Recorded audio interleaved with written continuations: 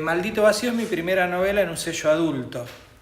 Para todo es literatura, pero de todas maneras el mercado hace bien en diferenciar, porque si no, nunca encontramos lo que vamos a buscar. A veces buscamos ciencia ficción en donde está la ciencia ficción. El policial, donde está el policial, la literatura para chicos, donde está la literatura para chicos. Por eso a mí hay algunos autores para chicos que se ofenden cuando se sienten marcados porque escriben libros para chicos, lo cual para mí es un orgullo, y además el mercado, que es esa forma que tenemos de encontrar las cosas que queremos, lo nomina de ese modo. Y bueno, entonces Maldito Vacío es mi primera novela para adultos, podría decirse. Eso no quiere decir que sea menos o más literatura que cualquiera otro de mis libros para chicos. Bueno, pero que eso es algo que ahora nos vamos a centrar en eso y vamos a repasar. Maldito Vacío completo lo vamos a repasar. Y antes de eso era la propuesta de recorrer un poco esa literatura para chicos. Así que invitamos al que quiera pasar y contarnos un poco algunos de los cuentos de Franco. Todos estaríamos gustosos de escuchar. Bueno, entonces ahí sí podemos empezar con Ángeles leyendo el primer capítulo de Maldito Vacío. ¿Querés que arranquemos con los cuentos para chicos? Yo lo dejaría por ahí porque a mí me pareció interesante también desde Vilma va a leer Un sueño que no servía para nada. ¿Sí? Te invitamos, Vilma, un gusto. Que los sueños más lindos son los que no sirven para nada. Vamos a acompañarnos. A Fidel capaz que me parece también. Déjalo, a mí no.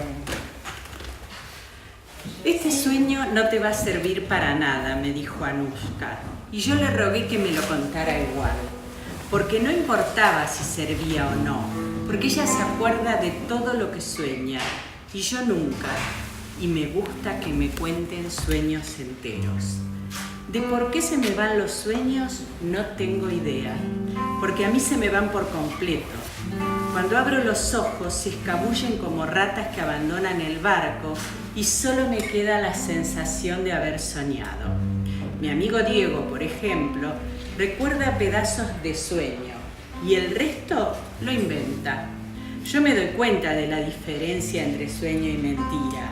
Soñé que me transformaba en hombre lobo y me comía una torta 1000 hojas mirando la luna llena, me dijo un día. Lo del hombre lobo era sueño, está bien, pero que me comiera 1000 hojas, no. Eso era mentira. Ningún hombre lobo, por más soñado que sea, come 1000 hojas. Ellos cenan carneros, ovejas, gallinas. Lo que pasa es que mi amigo se había olvidado lo que estaba comiendo el lunático y puso algo que le gusta comer a él. Lo sé, no me pregunten por qué. Un ejemplo más de mi amigo Diego. Soñé que mi novia vivía al otro lado del mar y que la extrañaba. Entonces me arrojé al agua. Nadé a gran velocidad hasta alcanzar la orilla, pero estaba tan flaco que ella no me veía. Era por el esfuerzo. Había adelgazado tanto que lo que quedaba de mí no me alcanzaba para estar presente. Estaba muy amargado, no era ni siquiera un fantasma, no era nada para mi novia. En los sueños nadie puede nadar rápido ni correr rápido por más que se esfuerce. Así que esa parte de cruzar el mar a toda velocidad es mentira. Y lo otro es sueño de veras. Lo de ser muy flaco o casi invisible es muy común en el mundo de los sueños. Lo sé, no me pregunten por qué. Yo quería que Anushka me contara su sueño. ¿Para qué querés que te lo cuente, nene? No te va a servir para nada. Quiero saber cómo es un sueño del principio hasta el final. Un sueño que no sea mentiroso. Está bien, nene. Soñé que estaba con el presidente del mundo, que era un hombre que tenía muchas orejas y muchos ojos. Su aspecto era muy impresionante, pero charlaba de cosas tontas.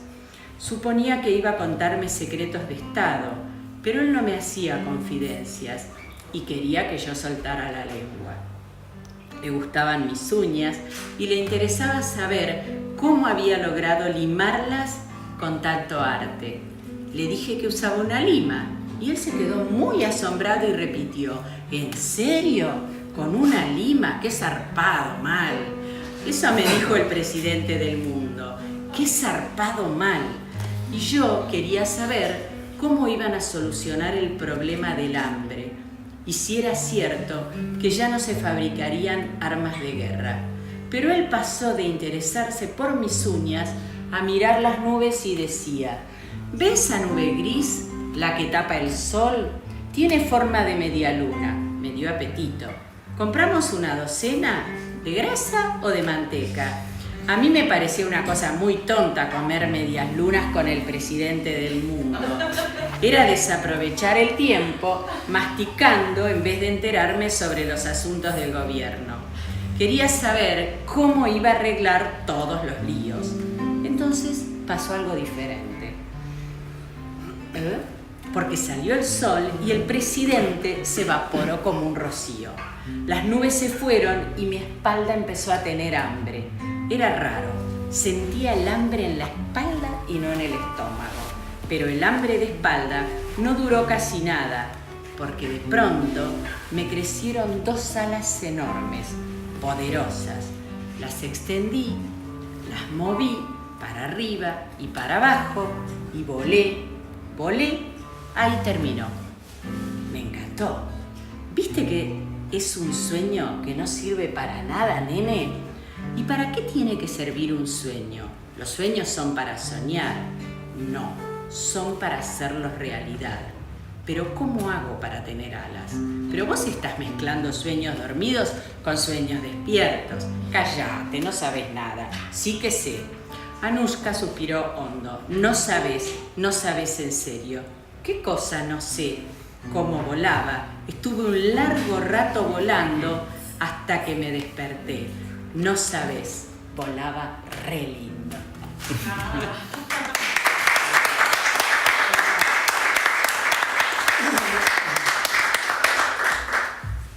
Sueños que no sirven para nada, editado en... Editorial Edelvives, que es una editorial española que tiene una filial en Argentina, que hace unos libros muy lindos, muy cuidados. Estos son libros sobre todo para el mercado escolar. ¿Qué quiere decir? Que son más económicos que los libros que publican para librerías. Estos también están en librerías, pero básicamente a ese mercado dirigido.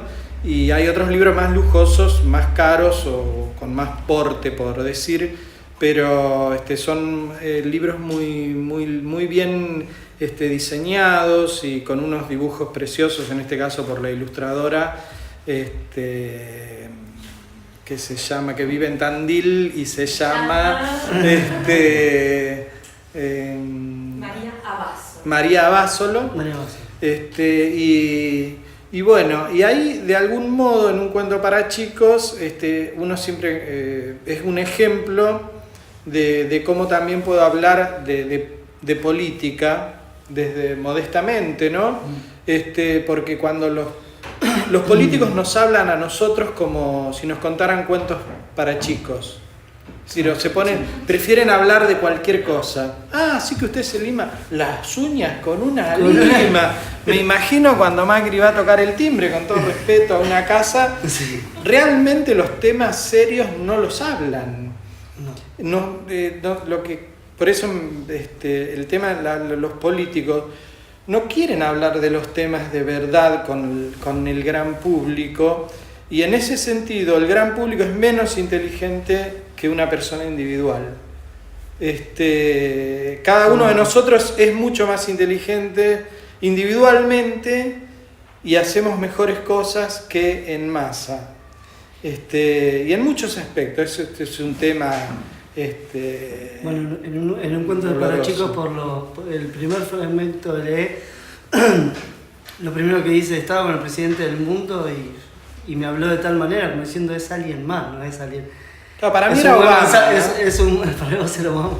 Era Obama, y si estoy hablando con Obama, que Obama me dice, ay, tengo hambre, me comería una media luna. No, yo quiero que me hable de otras cosas. no Yo lo vi como diciendo, no dándole importancia tanto a ese líder que parece supremo, sino que es alguien normal Es alguien desde cómo normal, llegar, ¿no? pero con poder. En ese sentido, esa cotidianeidad es falsa. No es la cotidianidad del político ante una persona común no es la real, la de su casa cuando está... Prácticamente, de todas maneras, el político es un ser humano que me parece que no tiene vida casi propia. Vive para ver cómo hacer que las estadísticas le sumen votos. Sí.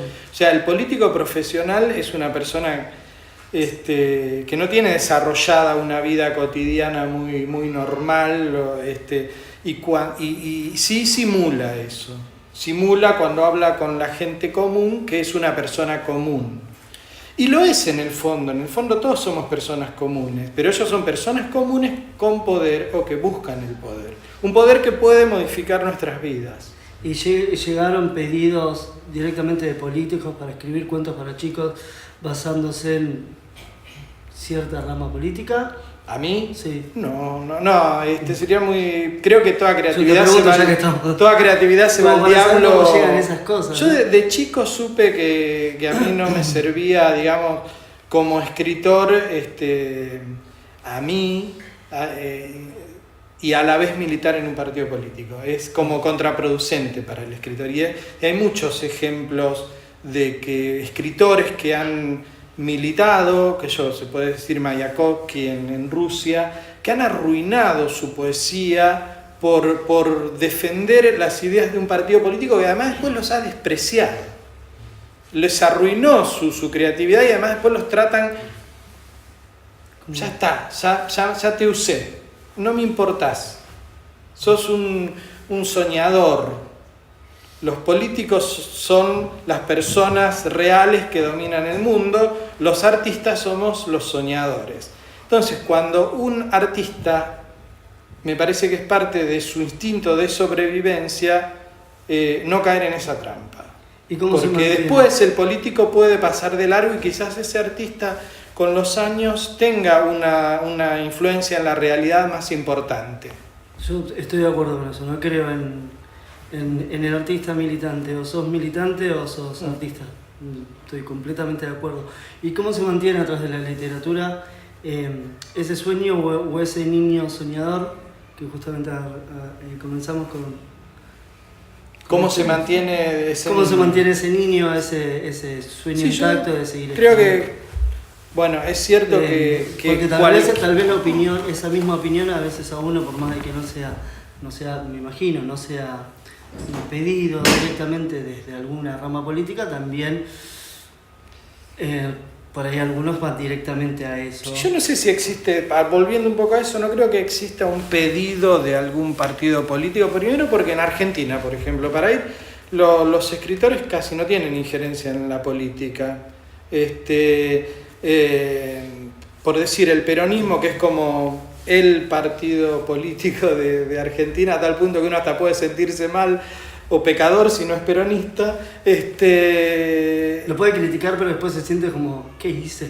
El peronismo es su propia literatura, no necesita escritores, y además desprecia a los intelectuales.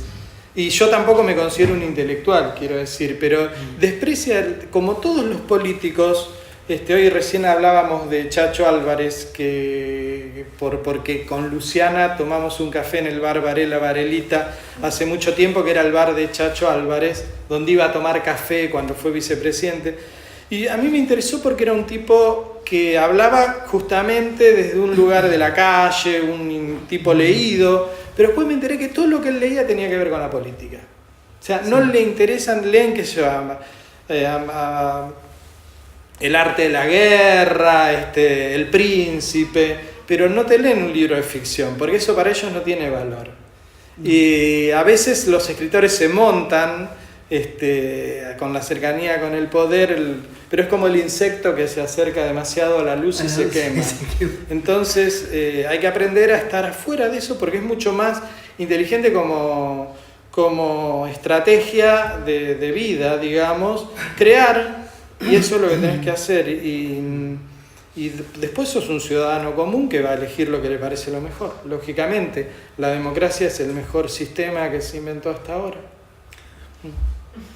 Vamos a pasar con algún otro libro. Yo tengo un gol perdido antes del partido. ¿Puede ser? Un gol perdido antes del partido. Es hermoso al final. ¿Puedo? Adelante, por Sí, favor. adelante, por favor.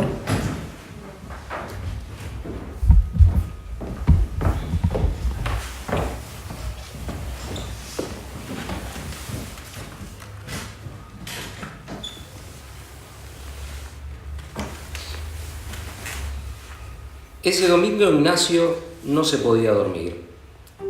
Solo quería una cosa, que la noche pasara rápido y toda la semana. El sábado jugaba con su equipo la gran final del campeonato interbarrial de fútbol. El tiempo es tan caprichoso que cuando uno quiere que pase rápido, pasa lento. Primero pasa de a segundos, después de a minutos, después de a horas y después por fin pasan días enteros. Días pausados, lánguidos, largos como un fideo espagueti. Al tiempo no le importa que uno esté apurado. El lunes duró lo que duran los lunes. El martes llovió. El miércoles duró un mes. El jueves iba tan lento que el viernes lo pasó. El viernes, en cambio, se estiró tanto que se hizo interminable. Y fue más interminable aún porque Ignacio se despertó antes de que sonara el despertador. Pensó, si fuera sábado ya estaría acomodando el bolso con las medias, los botines, la camiseta, el pantalón corto. Ya que estaba con tiempo, decidió hacerlo igual. Cargó en el bolso las medias, los botines, la camiseta, el pantalón corto. Todo esto le llevó unos 20 segundos. Lo único que pasó rápido ese viernes fueron los recreos, y más rápido el recreo en el que charló con Erika. Mañana voy a ver el partido, le dijo Erika. Erika tenía rulos, pecas y una sonrisa brillante. Usaba aparatos. ¿En serio? ¡Qué bueno! ¿Y por qué? ¿Y por qué va a ser?, dijo ella. Ignacio pensó, ¿será porque juego yo? Menos mal que no lo dijo. En cambio preguntó, no sé, Erika, ¿por qué? Porque juega mi hermano, es tu compañero, Ignaz. Era cierto. Pasa que cuando está con Erika, Ignacio se olvida de todo. Sobre todo si ella le dice Ignaz. Después de almorzar, su hermanito Ivo le pidió que les recitara versos a las lombrices del jardín, poniendo distintas voces. Ufa, está bien, Ivo, pero solo un ratito. Mañana es la final, tengo que estar concentrado. Entonces recitó: en mi jardín hay muchas lombrices. Algunas son negras, otras son grises. Ignacio repitió la estrofa muchas veces con voces distintas. Voz de poeta, voz de perro, voz de lombriz, voz de celular con poca batería, voz de gorila del Kilimanjaro, voz de relator de fútbol. Esa era la favorita de Ignacio. Le encantaba imitar al relator que su papá escuchaba en la radio. Y así, entre voces y risas, pasó algo de tiempo. La tarde todavía estaba intacta y el reloj no tenía ningún apuro. Tic-tac. Ay, si viniera un animal a comerse los tic-tacs, lástima que no exista un solo tigre cazador de tiempo. Mientras pensaba en estas cosas, Ignacio tenía una pelota imaginaria en la cabeza. Soñaba con hacer un gol y con que Erika lo viera. Hizo los deberes. Tic. Revisó los deberes. Tac. Miró por tercera vez la tercera película de la saga de Harry Potter. Nunca entendió por qué en el colegio Hogwarts no jugaban al fútbol en vez del Quidditch. Tic. Fue hasta la esquina para ver si llovía. Tac. Compró 1 kilo de pan en la heladería. No había. Tic. Infló las ruedas de la biblioteca y contó los libros de la bicicleta. Tac. Clavó un clavo. Tic. Coló un cuadro con una foto de Messi. Tac. Hizo esto, aquello y lo otro. Anduvo por aquí y por allá y acullá. Tic tac. Poquito a poquito, sin embargo, fue llegando la noche. Que la noche siempre llega. Y papá también. Y la cena. Y entonces a la cama. A dormir, que mañana tenemos que ir a verte en la gran final, dijo la mamá. No tengo sueño, respondió Ignacio. Lee un rato, le sugirió el papá. Léeme un cuento a mí, le dijo Ivo. No tenía ganas de leer, pero le contó una historia a Ivo para ver si así lograba olvidarse de la final por un rato y quedarse dormido. El cuento era sobre su héroe preferido, Arak el Brillante, que vivía peleando contra Sarampión, el Picante. En medio de la oscuridad, Ignacio comenzó. En un lugar, ni muy cerca ni muy lejos, que no queda arriba ni abajo, ni atrás ni adelante, había un país llamado Satramtipur, donde todos los habitantes jugaban al fútbol. Mujeres y hombres, chicos y grandes, perros y gatos. Allí vivía el mejor futbolista del universo, Arak el Brillante. Arak era admirado por su manejo de la pelota. Era mejor que Messi y Maradona juntos. La gente disfrutaba al verlo jugar. Pero había alguien que no soportaba su fama y su talento. Sarampión, el Picante, el monstruo de los 1000 colmillos. Sarampión no soportaba que la gente fuera feliz. Y Arak hacía feliz a muchos. Así que un día se propuso un plan espantoso: romper los arcos, pinchar la pelota, destrozar el césped, robarle el silbato al árbitro y regalarle una tonelada de chocolate al gran Arak para que se empachara y no pudiera jugar. Pero Sarampión no pudo hacer nada, porque le agarró fiebre, le empezó a picar todo el cuerpo y el médico le dijo que mejor se quedara en la cama. Ivo se había dormido. Qué suerte la de Ivo. A Ignacio le costó mucho. Pensó en el partido. Se veía haciendo jugadas que ni Messi ni Arak harían jamás. Se preguntó si a Arak le dirían el Brillante por usar aparatos. Dio 1000 vueltas, se enroscó y se desenroscó. Y al final, de tanto cerrar los ojos, se durmió. Cuando despertó el viernes interminable, había terminado. Sábado. Llegaba el día del partido. Pero esa es otra historia. Esa te la digo. Gracias.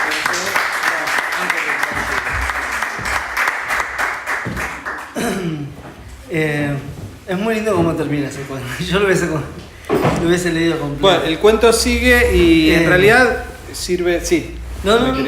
No, sirve como ejemplo de justamente la infancia como lugar de ideas. Yo fui a una escuelita rural. Sí. Acá está mi hermana Vilma, que era la que me contaba el cuento de Caperucita Roja y el Lobo. Increíble como lo contó, nos dejó a todos. Que era una gran contadora de cuentos. Para mí ella nunca fue la hermana que compartió conmigo en la misma casa porque ya estudiaba en el pueblo. Ajá. Entonces era como una tía cuando venía y era muy histriónica y me contaba el cuento de Caperucita Roja y el Lobo, que en ese mismo libro hay varias versiones, en ninguna está Caperucita. Sí. Pero está el lobo, un pastorcito, no hay ninguna Caperucita. Esto viene a que justamente volviendo al cuento, en esa escuelita rural teníamos una cancha de fútbol que era mi sueño. Aparte, los maestros nos habían juntado todos los recreos, sí, para que pudiéramos hacer partidos largos. Entonces no era un recreo de 5 minutos o de 10, sino un recreo único de 40 minutos por ahí.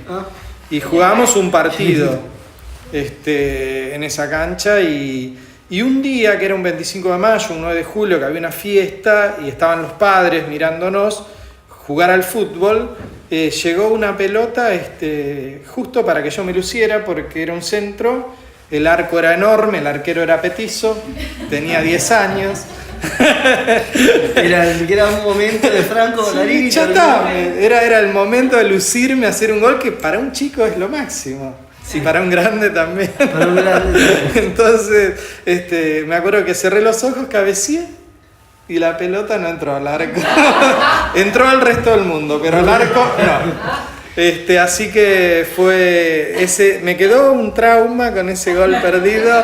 Pero tuviste la recompensa. Me lo ¿De quién reprochan. tenía la pelota después? Los chicos están acostumbrados. ¿Cómo? ¿Tuviste la recompensa Bueno, de quién después, tenía la pelota? una de las cosas para que un chico juegue al fútbol es para que alguna chica lo vea, no Estamos tiene todos de acuerdo, sentido. el que diga que no. Por lo menos del lado masculino es así, no sé si esto genera algún problema de género. Veníamos hablando. No, son cosas que nos pasan a nosotros. Pero nos pasan a metamos- nosotros. Después la mujer por ahí está mirando un pajarito, ¿viste? Sí, pero bueno, corremos con el pecho inflado. claro. Nos mojamos un poco la camiseta para estar un poco más transpirados, los que somos malos, como es mi caso, que soy bastante malo. Yo Pero siempre me encanta jugar al fútbol. aduje que yo me ponía nervioso, no que era malo. Digo, Es si un una día buena- yo hubiera jugado tranquilo al fútbol, hubieras Es una buena- podido demostrar. Yo fui mucho mejor jugador fuera de mi grupo de amigos que con mi grupo de amigos, porque no sabían cómo jugar. Claro. Mi grupo de amigos ya sabía que era malo, entonces... Eras el Era inevitable forastero. que- sí. Y ese gol, los chicos cuando voy a las escuelas están esperando el gol hecho ahora. Quieren otro libro, porque no pueden tolerar la idea de que Ignacio no haya hecho el gol. Y a mí me parecía mucho más importante que el gol, digamos, todo lo de afuera, porque un partido de fútbol es una fantasía y un aniñamiento también, más hoy en día como es el fútbol, es una chiquilinada. Una chiquilinada que mueve mucho dinero, mucha violencia, mucha droga, mucha mafia, y una estupidez atómica que yo, en tanto hincha de fútbol, dejé de ir a las canchas. Los 2 partidos que vi en mi vida me parecieron una verdadera salvajada, las hinchadas. Lo peor que tiene el fútbol es el hincha, hay que decirlo, y eso lo demostraban el otro día en Córdoba, matando a uno de ellos. Y es la verdad, o sea, no hay que poner todo afuera. Los hinchas de fútbol es así, nos convertimos, como decía hoy, en una cosa despreciable. Y lo lindo del fútbol es esa cosa infantil del chico que quiere hacer un gol. Después, en todo lo otro que se convirtió, es parte del mundo en que vivimos, que es una porquería en algún aspecto y en otro aspecto no. Hay cosas buenas. Pero volviendo un poco al sueño de este cuento, ese recuerdo del gol perdido generó este cuento. Y el año que viene espero publicar otro cuento que siga esta pequeña saga. Viene el Mundial de Rusia, al que espero que nos clasifiquemos. Sí. Porque yo no miro fútbol, pero estoy siempre ahí de reojo. Y si River empieza a jugar bien, te miro un partido. ¿Lo criticás a River? Pero yo soy hincha de River. Yo tengo un recuerdo extraordinario que después se hizo extraordinario en realidad. Sí. Cuando yo fui a ver el primer partido de fútbol a la cancha de River, tenía solo 12 años y ni siquiera había empezado la secundaria. Sí. O sea que vivía en el campo. Y con Sergio, que era el hijo de Petete, mi hermana Zulma se casó... ¿Cuántos hermanos? 8. Wow. Mi hermana Zulma se casó con un señor viudo de Morón, que ya tenía un hijo más grande que yo, ¿no? Ajá. Y Sergio tenía 15 años, vivían en Morón. Nos fuimos a ver, yo del campo, todavía no tenía la experiencia de vivir en un pueblo como Lincoln, sino al campo. Fui a Morón con mi mamá y con Sergio nos fuimos a ver River Huracán, al Monumental. Partidas. Nos tomamos el tren Sarmiento, que es una delicia para el pasajero. Imaginen esa época y yo veniendo al campo. ¿En esa época el Sarmiento era una gloria o era...? No, era una animalada total. Una vez después, unos años después, con un amigo empezamos a correr porque todo el mundo corría. No sabíamos para dónde, pero nosotros también empezamos a correr. Estábamos en la estación de 11 ahí. Y bueno, con Sergio, él con 15 y yo con 12 o 13 recién cumplidos. Y después, gracias a Google, tengo la fecha exacta de ese partido, 29 de diciembre de 1976. Uh-huh. O sea que yo ya tenía 13 años. Fuimos solos, él con 15 y yo con 12, a Monumental. Ganó River 4-1. River, que era el River que había vuelto a salir campeón en el 75 después de 18 años sin salir campeón. Atajá Filiol, bueno, y Bueno, yo hice un cuento que se llama El viaje a Morón, que después se llamó La cancha de River, en un libro que se llama El cuaderno blanco de papá. Cuando mi amigo Mario, que es un escritor también, le conté la anécdota, él me dice, yo también vi ese partido, estaba con mi papá. Digo, qué raro, porque yo vivía en el campo y él en Mar del Plata. Él tenía 10 años, yo 12, y coincidimos los dos en la cancha de River. Y Mario no, pero eso no es nada, lo que sigue es lo terrible. Mario me dice, sí, pero no era en la cancha de River. Ahí es donde empiezan Y yo los le problemas digo, de memoria. ¿cómo? Yo hice un cuento que se llama La cancha de River. Aparte paso por los alrededores de Núñez, el Monumental, y digo, yo pensar que conocí esto a los 12 años y lo sentía familiar. No era la cancha de River. Era la cancha de Huracán. Era la cancha de Boca. Era la River Huracán. Pero si juegan River y Huracán, ¿qué? Pero no, a todo esto yo no le hice ni caso. Me dijo eso, pero no lo atendí. Claro. Lo deseché. Después, un día en la Biblioteca Nacional, leía al escritor Jorge Acame, que es un admirado escritor, colega, que vos, Ángeles, lo conoces, que ganó el premio La Nación de Novela hace unos años, un gran escritor. Jorge daba una charla y yo lo fui a ver. La mamá de Jorge se confundió de sala y se bancó toda una entró en la primera fila tempranito, se sentó y se quedó a esperar para ver a su hijo. Y se quedó en una reunión donde el escritor se había muerto una semana antes. No. Entonces estaba la hermana y a ella le dio tanta lástima porque estaban todos tan tristes que no se levantó de la silla. No fue la presentación. Y se perdió toda la presentación de su hijo. Entonces nos encontramos en el bar de Café del Lector ahí en la Biblioteca Nacional. Sí. Y lloramos de risa con la anécdota de la mamá. Y Mario dice, ¿y Franco? Franco que fue a la cancha de Boca y cree que era la cancha de River. Y yo le digo, ¿qué? Empezamos a hablar. Entonces ahí tuve que asumir que había una rotura ahí de la realidad. Y llegué a casa, pongo River Huracán 4-1. Y te sale Google me dice, ¿qué pasó? Era un partido para definir. Boca había salido campeón en los dos torneos, en Nacional y Metropolitano. Huracán subcampeón en uno, River subcampeón en otro. Tenían que definir cuál iba a la Libertadores, tenían que jugar en cancha neutral, por lo tanto jugaron en la cancha de Boca. Ahora, yo no recuerdo la cancha de Boca. Yo estuve en la cancha de River, el resto del mundo vio ese partido en la cancha de Boca. Yo lo vi en la de River. Y no cambia eso en mi experiencia. Hay películas que hablan de eso, ¿no? De los recuerdos implantados. Ahí es cuando vos empezás a sospechar que a veces la ciencia ficción puede tener razón, ¿viste? Porque para mí es la cancha de River. ¿Pero vas mucho a la memoria emotiva, a los recuerdos para escribir sí, también lo cotidiano. Las dos cosas, lo cotidiano inmediato, y la memoria, ¿no? La memoria es el país de la creatividad, el país donde nosotros vivimos, en realidad, donde nosotros desarrollamos nuestra identidad, creemos ser eso que ha funcionado en nuestra memoria, que tiene su propia isla de edición. Sí. Algunas cosas nos recordamos y otras las queremos olvidar y no podemos, otras que no queremos olvidar no se transforman. Pero la verdad es que entonces ahí vos empezás a pensar en ese misterio de decir, si soy solamente un conjunto de recuerdos, no le tendría que tener tanto miedo a la muerte. Porque en definitiva, la muerte sería perder todos los recuerdos. O guardarlos para otro ya tener Alzheimer es la muerte. Sí. Ya olvidar muchas cosas es morir. Y aparte, es verdad que yo no soy el mismo que hace 10 años, que hace 15, que hace... Bueno, algo de eso está Maldito Vacío. Ya morí muchas veces, ¿no? Uno ya... Pero a veces me suena tentador el darse por muerto y reinventarse, Reinventarse también, ¿no? Es como una buena forma de dar por muerto lo que uno ya tuvo. En ese sentido es lindo morir. Y que los recuerdos... Y renacer después.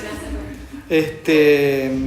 Y en Maldito Vacío, ya que lo mencionaste, es como el colmo en el mundo en el que vivimos, uno se siente siempre un poquito culpable si en lo que hace le va más o menos bien, porque sabe que hay mucha gente que no es feliz y que hace cosas que no le gustan, que tiene que hacer trabajos para sobrevivir que no le gustan. De hecho, en una de mis vidas yo hice eso durante 15 años. Es decir, tenía la alegría de mi familia, de mis hijas y de poder ahorrar para comprar una casa, pero no era feliz del todo porque no era escritor. Entonces cada vez que iba a mi trabajo, me tomaba el subte, sentía que la frustración, digamos. Y son momentos. Después pude dedicarme a escribir solamente y creía que la libertad era solamente estar todo el día escribiendo como un animal. Claro. Y después pasás por eso y decís, la libertad es ser otra cosa. Porque ver a un pelado escribiendo todo el día en la computadora, alguien le dice, esto es la libertad. Y estaba yo con mis pantuflas en casa. Es decir, eso es No la era el libertad. mejor ejemplo de libertad. Eso es la libertad. Y además preocupado, me imagino, también porque tengo que escribir. Digo, la libertad para ahí pasa por eso. Claro, pero Escribir no, lo que pero a uno le gusta. después que de eso digo, la libertad debe ser otra cosa, que andamos viendo que es, y también a través de la literatura y del pensamiento uno lo puede encontrar o buscar por lo menos, pero sobre todo me parece que es acallando un poco todo eso, ¿no? Como dijo algún escritor alguna vez, a veces tengo ganas cuando estoy en la cama y no me puedo dormir, de agarrar un revólver y decirle, mente, cállate o te pego un tiro, ¿no? Sí.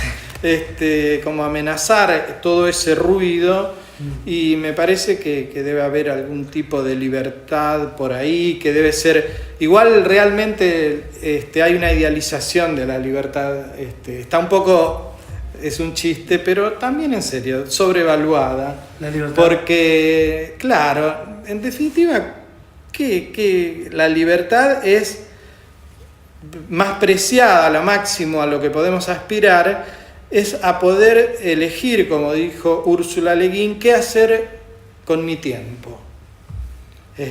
A qué cosas yo me voy a someter, a qué disciplina, a qué persona, a qué amor, por quién voy a sufrir, por quién voy a gozar. Y esa es la libertad, elegir. Valorizar el tiempo. Elegir esas cosas, el tiempo y en qué voy a gastar mi tiempo. Eso es la máxima libertad a la que podemos aspirar, porque la verdad que nadie eligió nacer, nadie elige morir. Yo creo que la gente se suicida por miedo a la muerte, al sufrimiento, al dolor, pero no porque no le guste la vida. No le gusta la vida que lleva, que es otra cosa.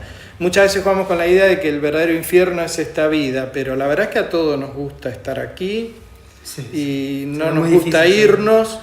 Y el maldito vacío, que era lo que quería ir, es como un poco el colmo de ese fracaso.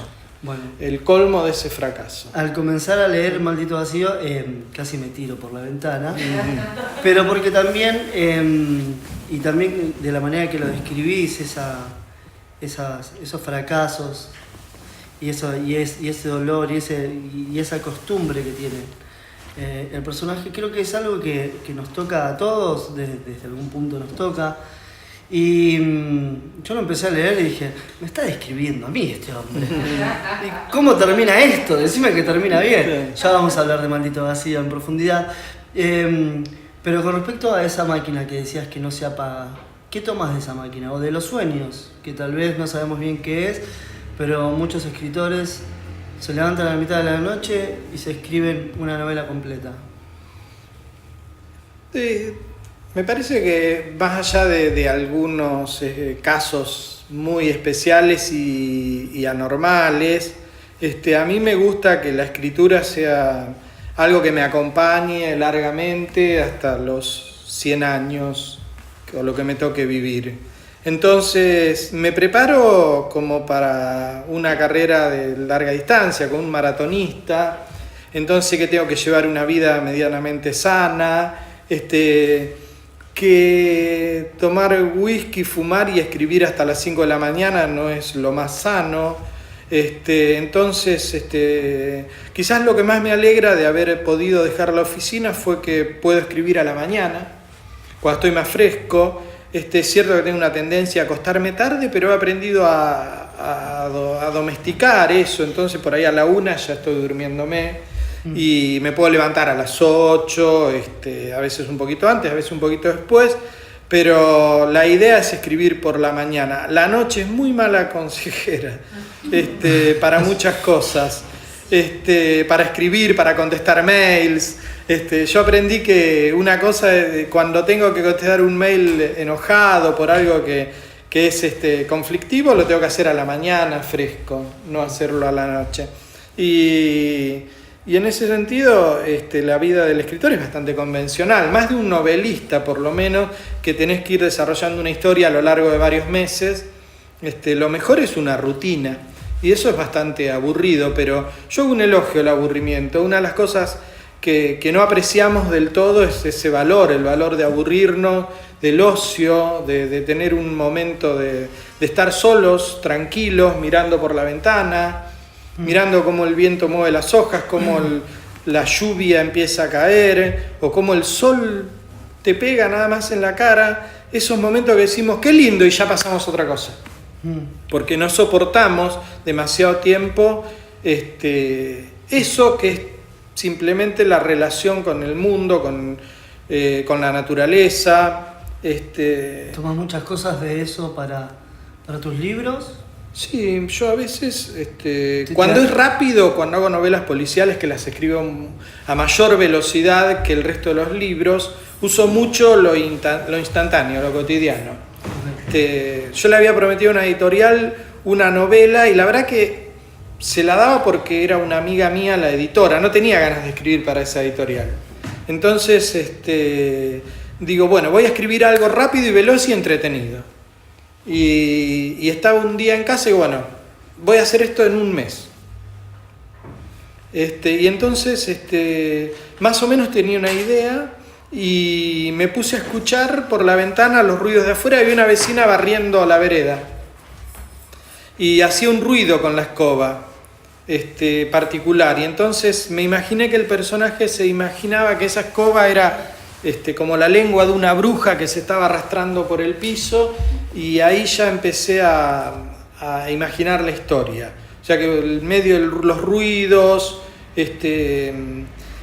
una cosa característica de este país que le contaba a Jimena el otro día, es que todos los días escucho un grito de gol desde mi casa. No sé por qué, este es un país donde todo el mundo grita gol y no sé por qué. Entonces, por ahí estoy en casa, como yo estoy en un 5º piso vivo, y escucho ¡gol! Digo, y son los chicos de la escuela que están pero a veces es sábado. Y yo siempre tengo la idea de que en Pampa y Zapiola hay una cancha de fútbol y es una idea falsa. Porque ahí hay un edificio, no hay una cancha de fútbol. Entonces digo, ¿quiénes gritan gol? A mí, yo en un momento soñaba con gol toda la noche y estuve buscando un club cerca de casa y no había ninguno, y estaba seguro que se me metía. A mí me gusta mucho interactuar con el barrio y con... Perdóname, te corté ahí. No. Encima también el maldito vacío que nombrás a Platense, justamente estaba a 3 cuadras de la calle de Platense, entonces para mí estaba todo el tiempo jugando Platense. Claro. Y un miércoles no jugaba Platense a las 9 de la noche. Y a las 4 de la mañana tampoco jugaba Platense, después me fijé en el fixture y no jugaba. A las 4 es raro. Entonces también me nombrás algo que me genera esa memoria. ¿Y de poesías qué es lo que más te gusta a vos? Eso que hablábamos antes de no estar, de la libertad. ¿Qué es lo que te da libertad a escribir? Porque las editoriales seguramente te piden para cierto público, lo que hablabas del mercado. ¿Y cuál es tu libertad como escritor? Bueno, primero, es complicado porque siempre hay una libertad donde uno puede correr un poquito la línea, ¿no? Pero a mí no me preocupa, a veces hay una postura un poco ingenua, infantil, con respecto a que si te encargan algo, eso te limita. La verdad que eso depende de las armas del escritor.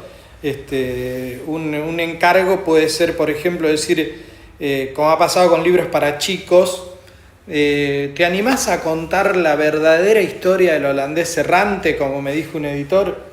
Y eso fue todo el encargo.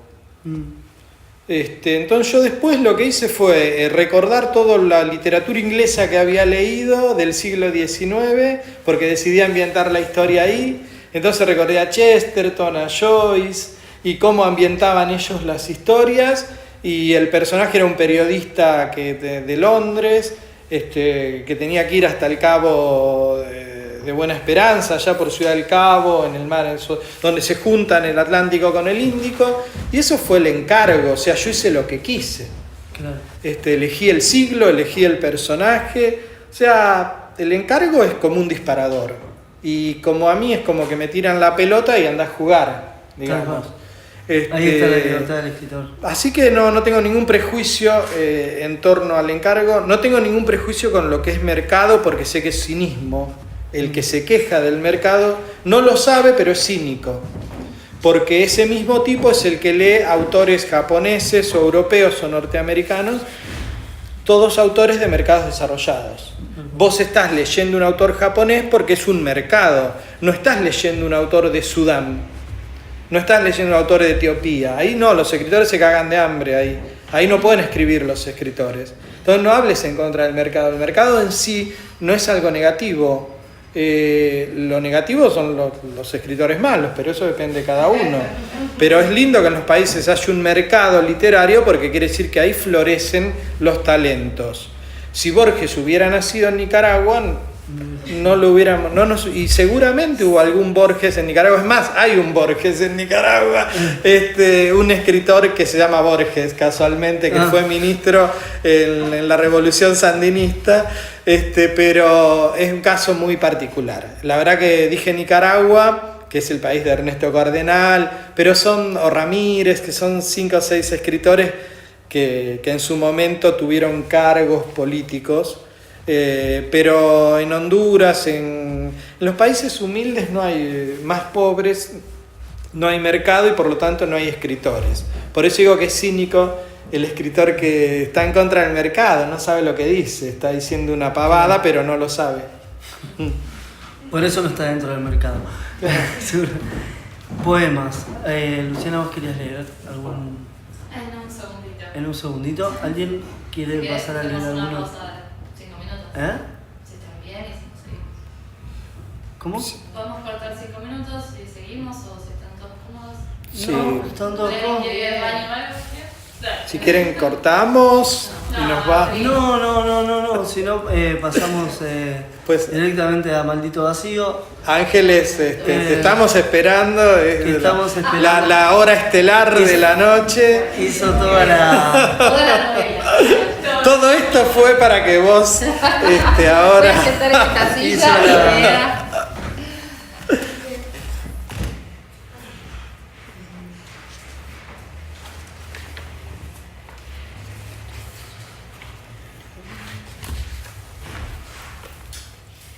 Una mañana, sentado en medio de su jardín, el señor Nelson Cassip pensó que sus días no eran como los que había soñado en la juventud, que ya estaba viejo y que más bien temprano que tarde se convertiría en polvo sin haber apreciado, como mínimo, desde su perspectiva, el verdadero sabor de la vida. Casi de inmediato asoció esa falta de intensidad con el hecho de que nunca pudo hacer dinero, y por eso los días se reducían a la espera de una modesta jubilación que no le alcanzaba para nada. Fue un pensamiento lúcido porque era un diagnóstico exacto de su realidad, y apenas se le presentó, sufrió un pinchazo de angustia en el pecho. También es cierto que era una angustia recurrente, y que ese día no era más que otro día entre los días en que el señor Cassip sentía la certeza de su infelicidad.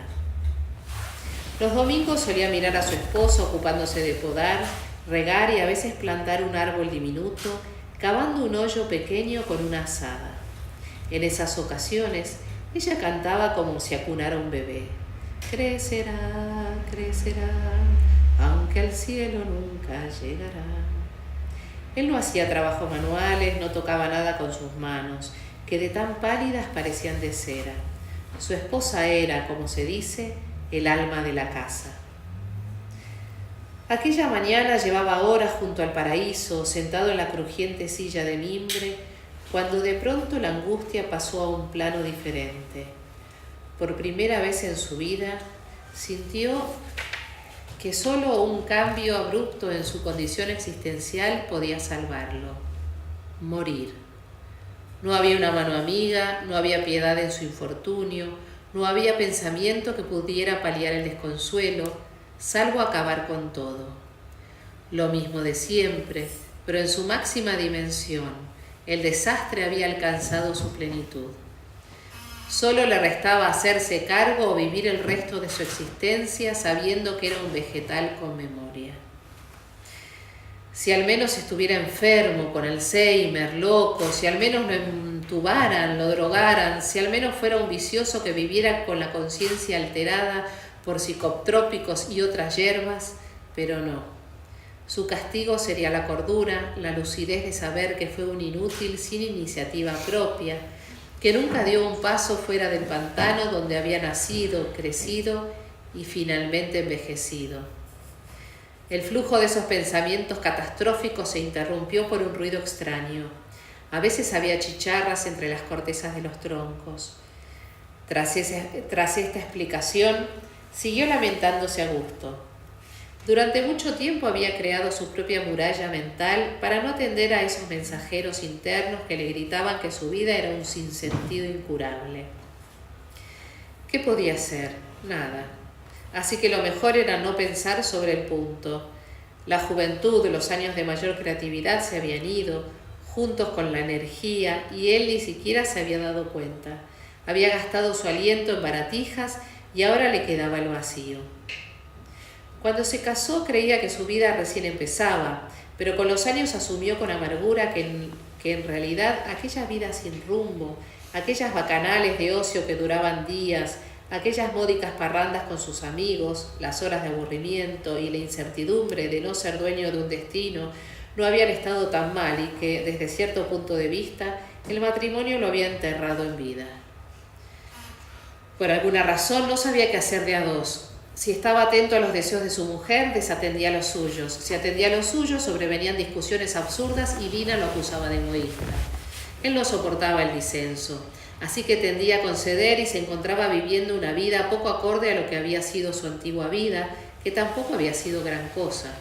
El nacimiento de su único hijo, Diego, los unió por un tiempo, pero luego de un par de años las discusiones aumentaron en frecuencia y virulencia. Nelson perdió sus atributos diplomáticos y ella solía sumergirse en la ira, culpándolo de hacerla tan infeliz. A instancias de Lina, él empezó a ir a un médico homeópata, el doctor Zipak. Era un hombre algo jorobado, de frente ancha, siempre con una respuesta trascendental a todas las inquietudes del señor Kasip, que al cabo de una hora demostraba no surtir el menor efecto en la vida práctica. A toda esa ineficiencia, el doctor Zipak le daba un nombre misterioso: proceso. Usted está en un proceso, le decía, y lo miraba fijo. Punto. Le prescribió Palladium, un medicamento que, entre otros usos, se recetaba para quienes dependían, en palabras del doctor, de los elogios, o más bien la adulación y las lisonjas. Con esas gotitas se iría equilibrando, acaso nacería dentro de sí, regado por las gotas de Palladium, un elogio intrínseco, que lo haría prescindir de los elogios del mundo e incluso de los de su propia esposa, que tampoco abundaban. Es la primera vez que lo prescribo, le dijo el doctor. Nunca había estado tan cerca de un elogio, adulación o lisonja. Eso le dio una esperanza exigua, pero vivificadora, sutil como una gota homeopática diluida en el océano. Otra vez el ruido, no tan débil, aunque apenas audible. Era como si viniera de la tierra. ¿Una chicharra subterránea? Es posible, se dijo. Las chicharras son bichos anormales. Confiado en su explicación, siguió sus pensamientos. El doctor Zipak no prometía mucho. Decía que para todo se necesitaba tiempo, procesos, y el señor Kasip interpretaba esas palabras de la peor manera, tal cual su costumbre, No tengo remedio, auguraba, con esa lobreguez que había minado toda posibilidad de un cambio en cuanto se hizo la idea de que el Palladium no era más que un placebo. Si hubo algún día de esplendor, fue bajo el influjo de condiciones artificiales, un retiro espiritual con Lina, siguiendo las sugerencias del doctor. Lo primero que preguntó el señor Cassip fue el precio, a lo que el doctor Zipak le respondió que eso no era problema, que se podía ir pagando en cuotas. Sí, pero ¿cuánto?, insistió Cassip. $600, sentenció Zipak. Era una cifra astronómica para sus posibilidades y lo descartó de plano, pero no contaba con la capacidad de persuasión del doctor y de la misma Lina. Es la oportunidad para arreglar nuestras discrepancias por el resto de nuestra vida, adujo ella, convencida. El retiro se llevó a cabo en un convento de monjas al sur de la provincia de Buenos Aires, separado del humilde barrio que lo rodeaba por una muralla compuesta de piedras grises y rosadas. Intramuros, todo era arbolado y bello, incluso un cementerio diminuto a donde yacían las hermanas muertas. Había caminos custodiados por añosas coníferas y edificios de salones luminosos para que las parejas compartieran sus vivencias ante una coordinadora extravertida, experta en relaciones humanas. Vivieron una semana de ensueño entre charla y charla, haciendo los ejercicios ordenados por la profesional, con recreos para pasear por el parque y hasta por una vía crucis, donde se eslabonaban las 15 estaciones por las que pasó Jesús hasta su resurrección. Las comidas eran deliciosas. Se retiraban a dormir envueltos en un silencio sobrenatural. Eso les bastó para que volvieran a considerarse tan enamorados como al principio de la relación. A la segunda noche sucedió un evento extraordinario que le demostró al señor Cassip que él también podía vivir a pleno, a contramano de una extraña superstición. Creía que si vivía al 100%, su cuerpo sufriría un desgaste extra y moriría pronto. Entonces andaba siempre a media máquina para preservarse, como un corredor de fondo. Pero esa noche, en el pequeño cuarto que compartían, con camas separadas, él pensó que podría mudarse a la cama de una plaza de Lina sin tener una idea cabal de para qué o por qué. Solo quería rozar el cuerpo de ella, sentir su proximidad, y lo hizo sin timidez, extrañamente confiado. ¿Qué haces?, preguntó ella, algo sorprendida. El señor Cassip empezó besando a Lina en el cuello, sin ningún recato de esos a los que estaba acostumbrado. Lina le dijo: «No, pero ¿qué haces? Estamos en un convento, querido».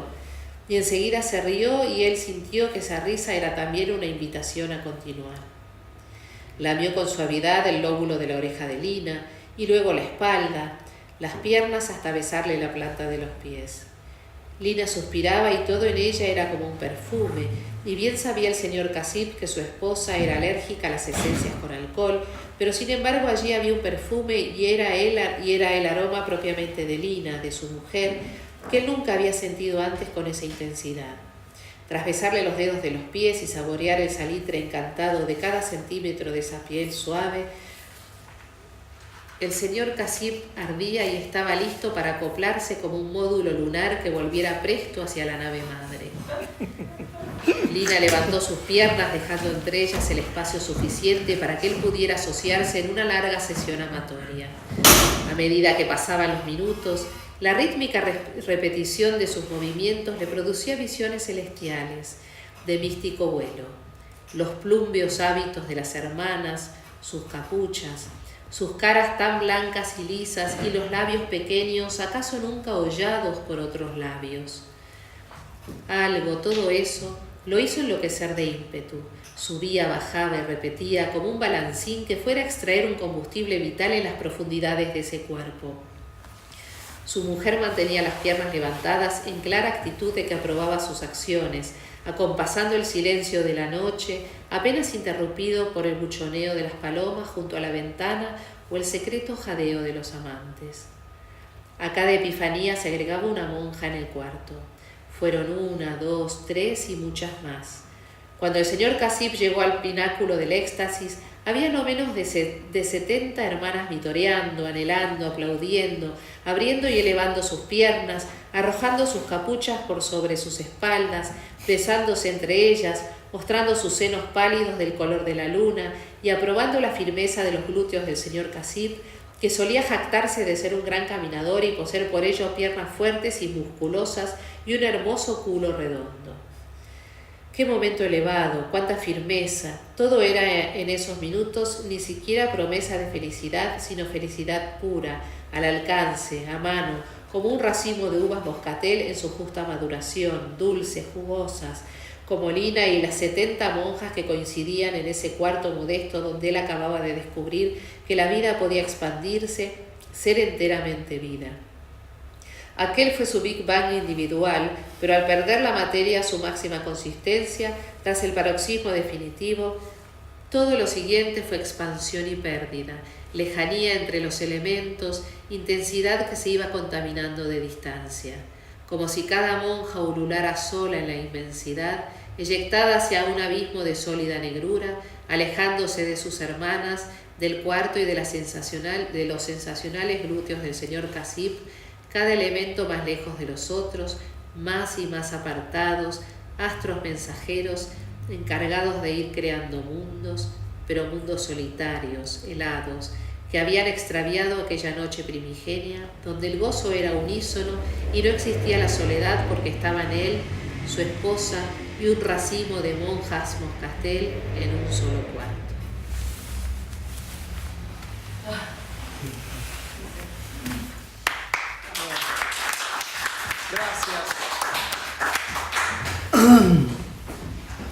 Bueno, así comienza Maldito Vacío. Y es muy difícil explicar cómo sigue. Yo no tengo mucho. ¿Eh? Yo no tengo mucho. ¿Eso lo podés girar? Para apuntando para acá. Primero que también tiene muchos tintes, muchos guiños de esos, ¿no? De lo que a uno le pasa en la adultez y lo va dejando y cómo se puede ir reviviendo, va reviviendo los personajes. Ese niño interno también. ¿Cómo? Ese niño interno, podemos decir. Sí. O esas sensaciones olvidadas, esas... No sé si... Sí, el niño interno, que lo que yo digo es que siempre es mejor escribir sobre antihéroes, ¿no? Porque todos nos podemos identificar con los problemas y con las debilidades y con los fracasos. Qué sé yo, todos sabemos mucho más de derrotas que de triunfos. Hoy, como te decía, hoy es uno de los pocos días de mi vida donde me dieron un premio porque un libro que traje se llama 12 pescadores. 12 pescadores. Acaba de salir por el Banco de Libros, que es una entidad que premia todos los años a los mejores libros en castellano para jóvenes y chicos. Sí. Y uno de mis libros fue seleccionado como uno de los mejores. Y que casualmente mientras miraba eso de la Nat Geo, sí. Ese mismo libro, la Nat Geo lo eligió para editarlo en su editorial. O sea que también es una coincidencia, cuando vi el logo de la Nat Geo ahí me causó gracia. Pero a lo que voy es que, no sé si es el niño interno, sí, sin duda hay que reconciliarse con el niño que fuimos, porque si no rompemos el puente es fundamental. O sea, sí, la gracia es que todo esté vivo, el chico que fuimos, el adolescente que fuimos, el joven que fuimos, y fuimos. Sí. Sí. Y yo estoy asentiendo, estoy pensando, realmente ya estoy grande. Pero hay un consuelo en el paso del tiempo que es justamente la experiencia, y es real, tan simple como eso. Entonces a todos nos costaría hoy volver para atrás porque la experiencia te da una sensación de poder, sí. De que sabes. Después está en cada uno ir un poquito más allá, entrar en terrenos otra vez desconocidos, que es una forma de reinventar la juventud. Que es entrar otra vez en una zona no tan conocida. Pero hay unos momentos que nos damos un descanso y decís, yo ya me las sé todas, que es muy... Y yo cuando escucho a alguien hablar así digo, no sabe que ya es una momia al decir eso, ¿no? Ya estás muerto. Que lo lindo es no saber absolutamente perdió nada. todo interés. Alguien que dice, yo ya lo sé, es alguien muy poco interesante, porque él ya sabe que es una de las formas supremas de la ignorancia, saberlo todo. Y vos Y con sabías, esto me voy, cha. vos sabías que este era el momento para escribir un libro para adultos, ¿no? No sé si es para adultos, es con... Sí, no, lo que pasa es que es cierto que una vez el doctor Casip, Sí. que aparece El que ahí, aparece me dijo, ya escribiste muchos cuentos para chicos, ahora ya está, ya los vendiste, ahora escribí para adultos. ¿Por qué él no se da cuenta, el doctor Casip de la realidad, De la realidad. que era un médico homeópata, que realmente al que yo fui durante unos años, él tampoco entendía el arte, y yo no importa que escribas para chicos o para adultos, vos ahí estás expresando igual. Totalmente. Pero es cierto que, por ejemplo, en una novela para chicos no podría contar una relación sexual de un modo por ahí divertido o paródico, pero a la vez realista, como la que conté del señor Casip con su esposa.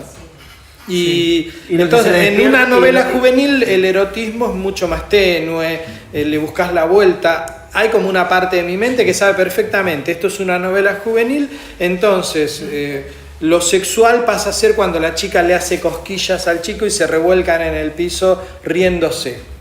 Eso es una forma de contar una relación sexual para jóvenes. Como a mí me gusta, porque aparte particularmente mis autores preferidos no hablan de relaciones sexuales, no lo necesitan, ni los argentinos que yo le he leído mucho como Bioy Casares o Borges, no necesitan en su tipo de literatura describir relaciones sexuales. Y Abelardo Castillo, por ejemplo, en el Evangelio según Van Houten, una de sus novelas, cuenta, y lo más honesto que puedo decir es que esa noche me acosté con ella. Y esa es toda la descripción sexual. Y para mí es suficiente. No necesito que además me cuente que Cortázar en ese sentido me parece más exagerado. Recuerdo algunas escenas de Rayuela cuando la leí hace muchos años, estaban horas, era como un atleta. Y yo después no me imagino que sea anteojudo, sea capaz de estar toda una noche foliando con una mujer como lo describe ahí. Después me reía leyendo ahora el Camino de Ida, que es una novela de Piglia, que Jimena sabe porque yo me reía mucho cómo describe él. No me imagino a Piglia tampoco en una escena, pero debe haberlo hecho sin duda. O debe tener, Debe. una mente muy... Pero claro, uno no tiene que... Pero lo que me causó gracia es como él, que es un gran escritor, cómo contó la relación sexual, fue casi infantil, porque en un momento va con esta tal Ida, que es la mujer del libro El Camino de Ida, y se han drogado, y entonces él lo que recuerda es que esa noche hicieron todas las cosas que él ni siquiera se pudo haber imaginado. Algo así. Como decir, eso fue todo. Prefiero lo de Abelardo Castillo, que dijo, lo más honesto que puedo decir es que esa noche me acosté con ella. Y eso es lo que tenía que haber dicho Piglia, porque lo que dijo fue como algo infantil, fue algo que jamás me pude... ¡Ay, qué loco! ¿Qué habrás hecho? ¿Viste? No sé. ¡Contalo! ¿Qué hiciste? ¡Contalo de una vez! ¿Qué hiciste? Entonces... Igual la búsqueda de El Maldito Vacío desde ese lugar también se ve mucho desde la sensación de casi lo nuevo, ¿no? De algo que no estaba sucediendo, mismo cuando empieza a tener a él más cercano al final, está en Europa y llega todo embarrado con un cofre y entonces la madre de... Yo digo que lo lindo de eso es que hasta un tipo tan fracasado como Casip pudo tener la posibilidad, cuando nosotros asumimos que somos un fracaso absoluto y que no tenemos remedio, y que lo único interesante que nos va a pasar de aquí en adelante es que nos vamos a morir, y que esa experiencia vital es lo más interesante que nos va a ocurrir. Ahí, cuando vemos eso en toda la masa de nuestro cuerpo, hay una posibilidad a partir de ahí de saber que somos nada de que nos pase algo. Ahí, Franco Bagalini. claro, ahí nos va a pasar algo, porque ya nos hemos despojado de todo. Se nos fueron toda la arrogancia, toda la soberbia. Hay capaz que nos podemos enamorar, hay capaz que podemos conseguir un trabajo mejor. O sea, asumí que la insignificancia. Porque después está el que se enamora de la insignificancia. El que dice, somos insignificantes. Y entonces es angustia. Pero, primero, ¿quién te dijo a vos que tenías que ser algo más que insignificante? O sea, ¿cuál es esa soberbia de no querer ser insignificante? Somos tan insignificantes, pero a la vez somos absolutamente únicos. Es también real. Supuestamente cuando... ¿quién fue? Que Copérnico, Galileo, los que empezaron a sospechar que la Tierra no era el centro del universo, hubo como... La gente todavía no se psicoanalizaba, no se deprimió nadie. La gente se moría por pestes, por guerras, por hambre, por frío, pero no se moría por enterarse que no éramos el centro del universo, porque ya lo sabían. O sea, sus vidas eran una miseria, eran un desastre. Entonces, ahora después se inventó eso de que desde que nosotros sabemos que no somos el centro del universo, que es la Tierra la que gira alrededor del Sol, que a su vez el sistema solar es un arrabal de la Vía Láctea, y la Vía Láctea es una galaxia cualunque del montón entre 100.000 millones de galaxias. ¿Qué importa? Si ya perdí toda dimensión, claro, toda idea de medida. No conozco ningún planeta, salvo en la película Avatar, que tenga las maravillas que hay en la Tierra. Seguimos siendo interesantes, no se preocupen. Marte es una roca que a lo mejor hay algún extremófilo viviendo bajo alguna ladera, algún microbio ahí, pero no hay otro planeta tan increíble. Ni siquiera los escritores de ciencia ficción pueden imaginárselo, algo que emparte un poquito la idea de la Tierra, porque cada vez que imaginan una vida extraterrestre es una vida única. No pueden imaginar gusanos, pájaros, peces, vizcachas, escorpiones, seres humanos, vacas, toros, caballos. No, parece que en los otros planetas hay solo un mono con ojos grandes, cabeza así, o un alien que está dentro de una nave. No nos podemos imaginar porque la verdad es que no se puede. Y así que la madre de todas las ficciones, la imaginación, digamos, con que fue creado el universo, está absolutamente insuperable para nosotros. Entonces lo que hacemos es hacer nuestras pequeñas fantasías para consolarnos un poquito de toda esa genialidad imaginativa que hizo el universo, del cual somos parte, y está muy bien que seamos parte de eso, y eso ya es suficiente. ¿Por qué queremos ser más? Y además no somos tan poca cosa, porque quizás nuestra misión es la especie que piensa eso y que le da conciencia al universo, que es un grandote bobo que no sabe ni cómo se llama. El universo que contiene 100.000 billones de ganancias es un grandote tonto. Nosotros somos los insignificantes que estamos pensándolo y diciéndole qué es. Che, universo, vení que te cuento. Entonces pasa por... Y te sigue mostrando la inmensidad. Pero es que yo mismo debo ser una representación de ese universo, porque si no, ahí sí que no tiene sentido. Yo la verdad, ahora hablando en serio, el único consuelo, en realidad estoy hablando en serio, pero el único consuelo que encuentro, si elevo la vista para arriba, pierdo la idea de medida. Si empiezo a mirar para adentro, tengo la posibilidad de conocerme a mí mismo. Y eso sí puedo llegar a hacerlo. Y ya es una gran frase de los griegos que dijeron, conócete a ti mismo, y con eso debería alcanzarte. Porque si vos te conocés a vos mismo, empezás a aceptar, a aceptar lo de afuera, y ya no tiene incluso tanta importancia. Porque vos sos esto, y y es bastante, digamos. ¿Qué tiene de vos mismo Maldito Vacío más allá que esto? Y toda la experiencia de la derrota, yo en realidad me guié para hacer ese personaje fracasado en alguien que yo conocí, Sí. pero porque si lo hubiera puesto en mí, la misma cercanía me hubiera imposibilitado. Entonces miraba a otro, pero ese otro es muy parecido a mí. Los partidos de fútbol son 89 minutos de fracasos y un gol, o 2 goles. Entonces, casi todos los ataques son fracasos. Y uno, por ahí tenemos la suerte de que haya un gol. Y la vida es eso también, es todo... hacemos cosas que no nos gustan o que nos frustran o que nos molestan, y hasta encontrarle la vuelta, la forma de mirar eso para encontrarle el sentido.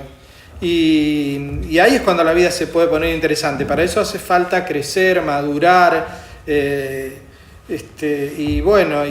pero la experiencia, un héroe, Superman no es interesante, es el hombre de acero. En cambio Kasip, a un borracho, a un equivocado, teniendo una noche donde fue feliz, ya es un héroe para mí. Y es un héroe también para la novia de Diego, y es un héroe para toda esa gente que ve a alguien tan desprendido de todos los prejuicios, que se nota que entra en una sociedad con tantos prejuicios y que todos están observando, y que el mismo hijo dice, me vas a arruinar. Sí, a mí me asombró. Y él, dentro de su despreocupación, creo que en ese momento también él madura y se saca ese dolor por no haber cumplido con lo que él esperaba para Diego. Claro, porque Diego es el hijo de Kasip que lo detesta al padre, pero con toda su alma. O sea, yo a mi viejo le puedo criticar muchas cosas, pero también lo admiré por muchas cosas. Es raro no tener nada de qué admirar, aunque sea como te enseñó a atar los cordones. Claro. Vos te aferrás de algo que sabe tu viejo. Y tu viejo sabía lustrar los zapatos como nadie. Era un genio lustrando los zapatos. ¿Cómo se lustraba los...? Bueno, entonces vos te aferrás a eso. Y lo admirás a tu viejo por eso. Pero este hijo no, porque Kasip era una babosa y tuvo que irse a otro país para estar lejos de su padre, porque realmente lo contaminaba su cercanía.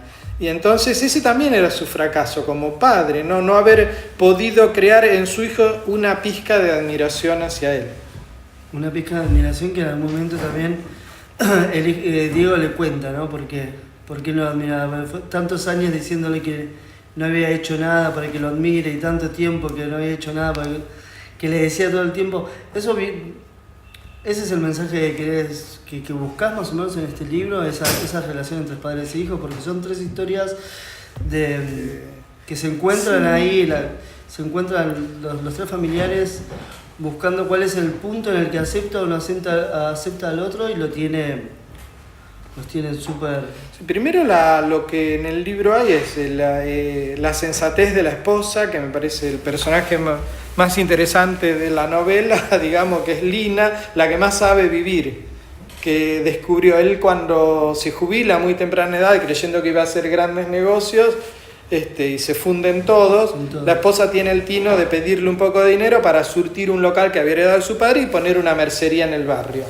Y esa mercería, esa sensatez es lo que los hace ayudar a vivir. Y ella descubrió que su marido ese es un aburrido y no puede compartir mucho, pero entonces encuentra en sus amigas, que se encuentra todos los jueves, va al cine los fines de semana, o sea, aprende a encontrar alegría o felicidad. Ella ya tiene su vida armada, se acuesta a las 10 de la noche, se levanta a las 7 de la mañana. Es sensato. Abre la mercería, vuelve.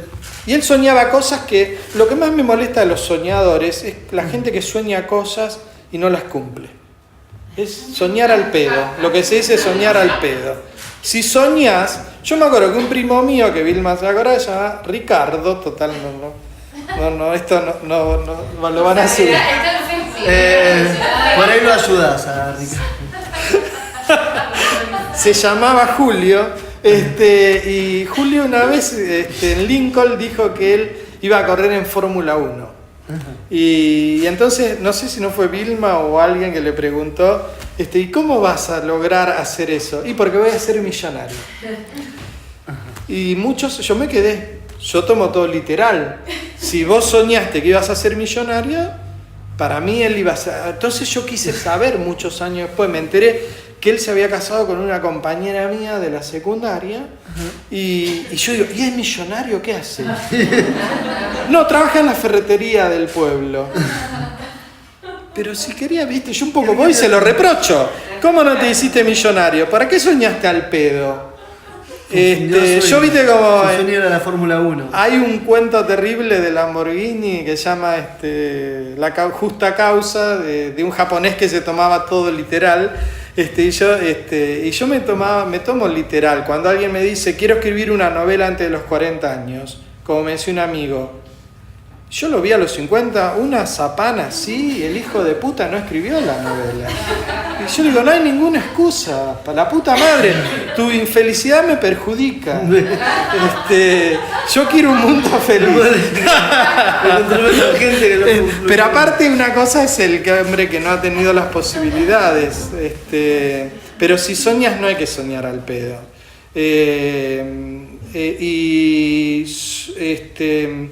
Entonces Lina tenía sueños que ella sabía que podía cumplir y casi está bien soñar a lo grande, pero entonces tenés que hacer los planes a lo grande también. San Martín quiso cruzar los Andes. Y juntó... No se quedó soñando antes de los 40 años voy a cruzar los Andes, no. En el Plumerillo formó un ejército profesional, los adiestró, los vistió como soldados, consiguió las armas y cruzó la cordillera y sacó a los godos de Chile. Sí. Entonces aprendamos a soñar con fundamento. En ese sentido, como una responsabilidad soñar.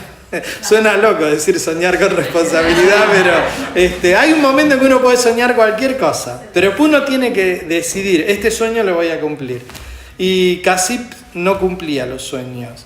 Y la esposa tenía sueños más modestos, pero los cumplía. Los tenía bien claros, por eso cuando tuvo, Casip empieza a tener como un encuentro cercano en el cual la tierra lo llama y va encontrando tesoros.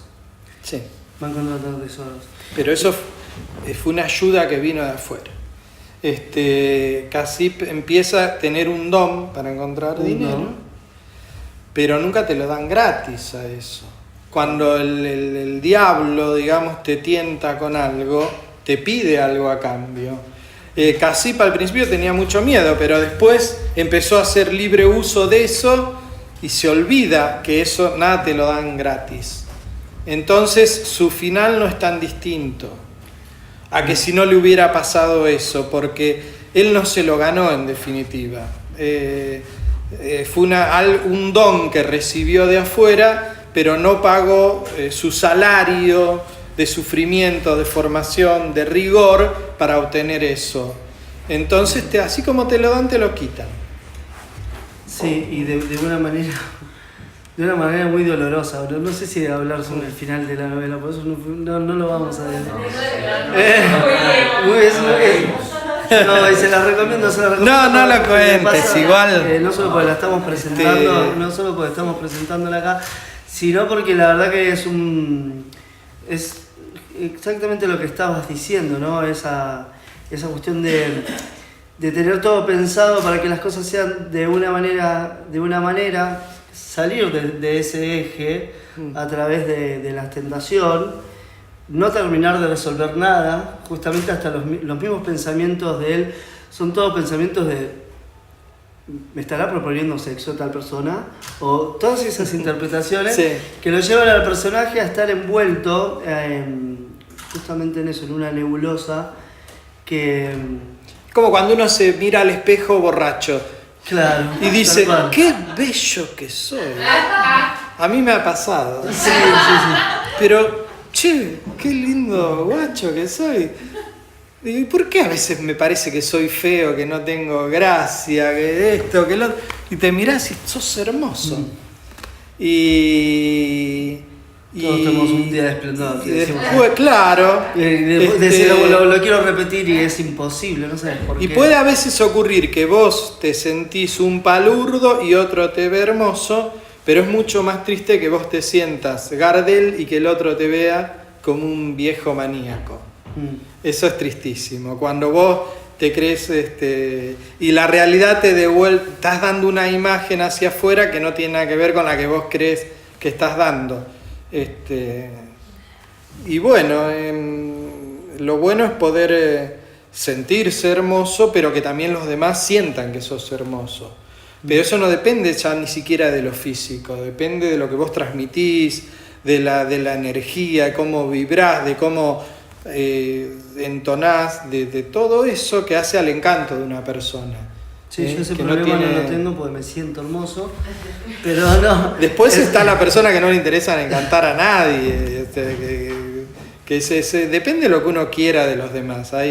Yo creo que hay un momento de retiro y separación del mundo, que se parece, digamos, a la muerte, no como algo negativo, pero hay momentos en que uno quiere estar solo, no ver a nadie.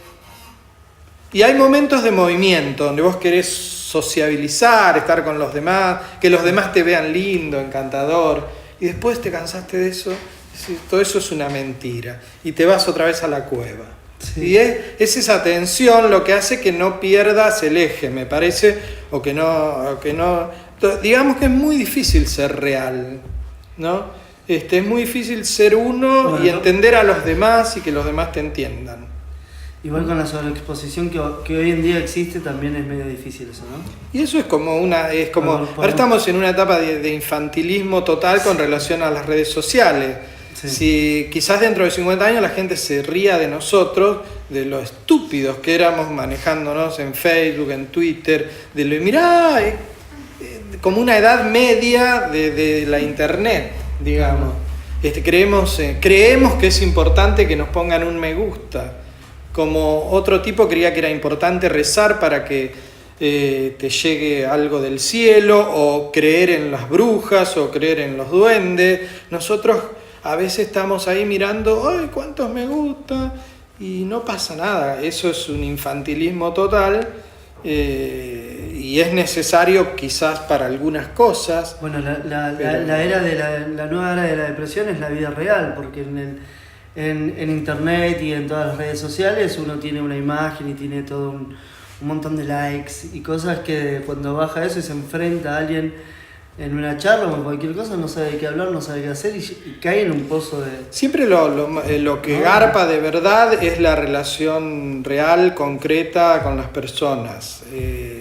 Eso les sirve a algunos que se hacen millonarios mientras nosotros nos dejamos hipnotizar. El tema es siempre ver, no ser uno, digamos, el entrampado, poder salir. Vivimos en un sistema vampírico donde en la cultura del entretenimiento, que se nutre de nuestros bolsillos, de nuestra sangre, de nuestra energía, de nuestra distracción, vivimos despistados, todo lo podemos ver en la calle fácilmente, y los que están atentos son los que hacen los negocios con nosotros. Entonces yo, cuando voy a las escuelas, no es porque voy, pero trato de hablar estas cosas con los chicos y decirles que el mundo es de los que están atentos, de los que tienen la capacidad de concentrarse, enfocarse en una cosa y actuar en consecuencia buscando eso. Si nos dejamos distraer, somos la carnada, y así es como vivimos. Es parte de un sistema. Dijiste vampirismo y bueno, siempre hablamos de eso, ¿no? De los que están ahí viendo cómo sacarte del enfoque. Nunca se sabe por qué, ¿no? Si lo hacen por envidia o por, no sé, falta de uno de hacer las cosas. ¿Y cómo haces para no distraerte? Decinos. No, me parece primero que es imposible no tener distracciones, también hay que perdonárselas y tratar de enfocarse. Creo que es un vaivén, nunca es... uno tiene que tener también una mirada al signo de los tiempos. Sería inútil negar la importancia de Internet. Internet ya llegó, nos cambió la vida, punto. Eso es real. Ahora, ¿cómo puedo yo dentro de eso encontrar lo que a mí me conviene y seguir desarrollándome como persona, y no ser solamente un consumidor de esas cosas, porque el consumidor, en realidad, la sociedad de consumo, ¿a quién consume en primera medida? A nosotros. Nosotros somos los consumidos, subsumidos en eso. Y es muy tonto, ¿no? Pero estamos muy distraídos con eso, pero a la vez estar totalmente retirado de eso no nos permite entender cómo sacar la parte buena de eso y cómo lograr nuestros objetivos. Así que tenemos que estar ni del todo afuera ni del todo adentro. Y en esa tensión es donde se produce la chispa que nos mantiene vivos también. Porque también es así en todo, en una relación de amor, como estar siempre ahí en esa tensión donde vos sin ser totalmente el otro, y sos el otro un poquito, pero ahora soy yo otra vez. Y en todo, en un trabajo, es lo mismo. El juego es siempre el mismo. Cómo no ser del todo devorado, digamos, por las cosas. Cómo tampoco ser el cazador que devora todo, porque entonces no hay una relación. Los otros son presa, vos sos cazador. Justamente siempre está en el medio todo. A veces te devoran, a veces devorás. Y la vida es eso, porque también así se manejan los animales y todas las leyes de la vida, y nacen y mueren las estrellas, y los agujeros negros se tragan a las... Todo funciona de esa manera. A veces somos cazados, a veces somos cazadores. El tema es ir sobreviviendo y sacarle un sentido a todo eso. ¿Qué te generó escribir esta primera novela? Bueno, otro tipo de libertad donde puedo ir viendo los años ya definitivamente no soy joven, así que es como ir entrando en esta madurez, esta adultez, que a mí yo siempre fui muy supersticioso, porque es maravilloso ser adulto, pero sabemos que después de ser adulto no nos queda otra cosa. No hay otra etapa de la vida, somos adultos. Entonces yo me negué mucho a la adultez, porque sabía que después venía la muerte. Pero bueno, ahora ya asumí todo eso y me va a interesar tener una larga adultez y publicar varias novelas reflexionando lo mejor que pueda sobre mi vida y el sistema en el que vivimos. Bueno, te iba a pedir en algún momento que nos dejes escrito el comienzo de una novela. Lo hiciste antes porque fue más fuerte que vos agarrar la máquina de escribir. ¿Cuántas novelas o cuántos escritos en máquinas de escribir? ¿O ya sos de la era de la compu? No, en máquina de escribir usaba en los 90, mis hermanas, en los 80, y era maravilloso escribir, qué bien que salía la letra en la máquina de escribir, porque uno venía de los cuadernos y escribir, y yo sigo escribiendo en cuadernos, pero la máquina de escribir es ruidosa, sí. No podés corregir, entonces las computadoras son geniales, porque eso se trabaja más rápido, se puede corregir mejor. Vos fíjate que si yo le pongo María a un personaje, escribí 100 páginas con María y después me doy cuenta que María rima con día, con había, con tenía, con alegría y rima todo el tiempo, no le quiero poner Jimena y ahora pongo María, reemplazar Jimena. ¡Blup! Un segundo. Antes, ¿sabes lo que hacía el escritor? Fotocopiaba 200 Jimena y pegaba sobre María. Y eso le llevaba un día por lo menos. Entonces, yo no podés estar en contra de lo maravilloso que es la computación. ¿Podrías leer lo que escribiste? No, esto es una pavada. Puse, cerca de empezar esta amable reunión, Luciana y Juanita son dos locos lindos. Muchas gracias. Bueno, aprovechemos Luciana y Juanita, los que le quieran preguntar algo sobre el libro o alguna de esas dudas que tenemos todos, que decimos, yo también quiero ser escritor, esas cosas que todos queremos en algún momento. De hecho, bueno, realmente lo queremos. Yo con ser escritor hay que sobrevivir hablando de significancia. En una época fui a unas clases con el doctor Comar. El doctor Comar daba clases de filosofía no sé dónde, escribía libros. Era como una eminencia. Era como una eminencia y yo estaba en un momento así de mi vida que andaba buscando, me lo recomendaron, era carísimo. No sé dónde robaba la plata para ir a las clases del doctor Comar, que habré ido a 7 u 8. Iban arquitectos que querían una vida más humanística, psicólogos, doctores. Y un día el doctor Comar me preguntó qué hacía yo. Y yo le dije, escritor. Y recuerdo que me miró como si fuera exactamente un gusano. Le dije, yo escritor. Y creo que hay que superar eso para poder ser escritor, ¿no? Que cuando no publicaste nada, todos piensan que estás muerto. Sos un gusano. No lo quería decir así. Sí, tal cual. Tus parientes piensan que te van a tener que mantener. Entonces, justamente el escritor le tiene que demostrar al mundo, el artista en general, que tiene algo para decirle. Depende de él, nadie se lo va a pedir. Todos piden médicos porque los necesitamos, odontólogos, ingenieros. Nadie pide un escritor, un poeta, un pintor. Nadie lo necesita. Nosotros no sabíamos que necesitábamos a Borges hasta que Borges escribió los libros que escribió. No sabíamos que necesitábamos un Guernica, que no lo sabíamos. Ellos nos demostraron que los necesitábamos a posteriori. Así que el escritor es una necesidad futura de la humanidad. Le tiene que demostrar que, aunque sea a 3 tipos, les cambió la vida. No estamos hablando de las grandes escalas, de los grandes, sino que vos modificaste, ayudaste a cambiar la vida de 3 personas, eso ya justifica, de una persona. No todos tenemos que ser Borges, ni siquiera todos tenemos que ser buenos. Hay derecho al mal escritor también. No hay por qué matar a un mal escritor.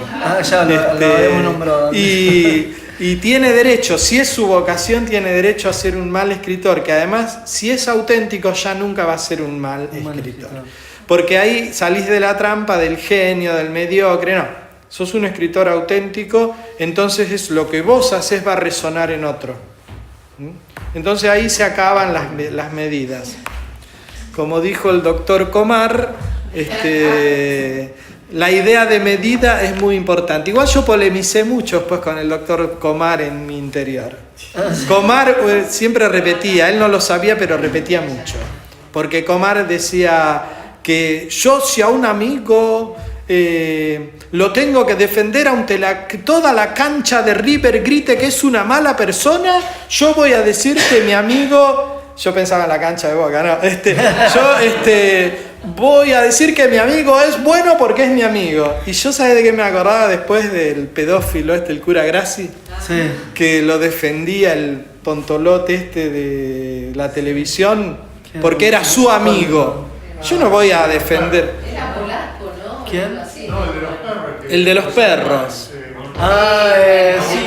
Que Raúl Portal, que lo defendía porque... Tipo bueno, Raúl Portal. Podría ponerle que es un... No sé cómo es, pero no podés defender a un pedófilo por más que sea tu mejor amigo. ¿Y con la Sos corrupción un hijo pasa de lo mismo puta, o no punto. pasa con lo Sí, Lamentables. bueno, ahí está. A mí me duele mucho más que robe el que yo voté que el que no voté. Claro. Pero eso es un tema que hoy casi no se puede hablar con los amigos y es muy triste.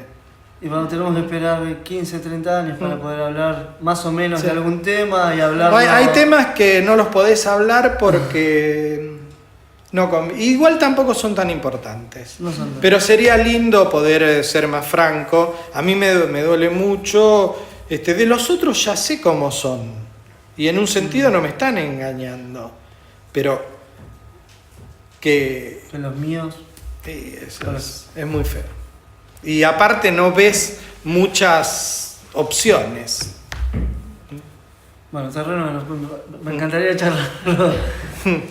Bueno, muchas gracias. Primero por venir acá al estudio y darnos la posibilidad de presentar este libro que se Salió en el 2013, pero... 2015, en el Maldito 2015, Vacío. perdón, de 2015. Y hoy lo estamos presentando acá, así que todos, gracias por venir. Te voy a pedir si nos recitas algo de Maldito Vacío, todos los que estamos acá, si te escuchamos. ¿Recitar algo? Recitar, sí, es que no lo sabes de memoria, pero no lo escribiste vos. Va a ser breve, les prometo que va a ser breve. Lo que haga, cualquier cosa que haga va a ser breve. Yo siempre que me acuerdo, que me piden que diga algo de memoria, igual no lo voy a decir. Me acuerdo un poema de que tengo en el culto de los puentes, que un día vi a mi hija durmiendo y digo, ¿de qué puede estar cansada esta niña si no ha tenido el tiempo de cansarse? Pero viste que los bebés duermen mucho. Al principio, pues se despiertan a la noche, ¿no? Pero entonces hice un poema de dos líneas que dice: dormida la niña descansa del mañana. Del futuro, ¿no? Poemas explicados. Bueno, podemos por Franco acá. No, les leo, a ver. Bueno, leo un poco. O tenemos poemas, pero bueno. No, vamos a... leo una paginita de acá, del que sigue. Nelson Casip estaba ahora con el horizonte de su vejez al alcance del... No voy a leer esto porque ya es muy deprimente. Vamos a leer algo. Un poema, yo me gustaría que leamos un poema. Acá está. Leo miren, este capítulo cortito que acá... esto que lo lea la gente y esto que lo lea nosotros un poema, para los que estamos aquí. Porque... No, pero igual miren, una ingesta de whisky cercana al medio litro era excesiva para muchos, y una bomba en el organismo del señor Nelson Casip. De acá ya está tomando whisky. Ya. ¿Cuánto alcohol que toma Nelson? Hombre pacífico no por naturaleza, sino por cobardía, se sometía a la ley del miedo en tanto estuviera sobrio, es decir, todos los días de su vida anterior. Mientras estuvo en la cama no se dio cuenta de los efectos. Cuando se levantó para ir al baño comprendió que estaba perdido. Las paredes y objetos temblaban, le costó tomar el picaporte, el espejo le daba de sí una imagen fulgurante, esplendorosa, miren qué casualidad. Nunca se había visto tan hermoso. ¿Es posible que haya tenido una impresión distorsionada con respecto a mi imagen? Como esa gente que se ve gorda y es puro huesos. ¿No soy acaso un bello ejemplar de humano? Se dijo mientras hacía caras y poses. ¿Será la bebida?, pensó, y de inmediato, no lo creo. En tanto más se miraba, se encontraba cada vez más buen mozo, apolíneo, como una escultura de Miguel Ángel. Allí, desnudo frente al espejo, el señor Nelson Casip se prometió defenderse de sí mismo el resto de su existencia, y que se desquitaría de cada criatura que intentara agredirlo o burlarse, que nadie lo tomaría a la chacota, que aplastaría a los insurgentes. ¿Qué es un insurgente?, se preguntó. Estaba visiblemente conmocionado por el descubrimiento de su hermosura. Sacó músculos.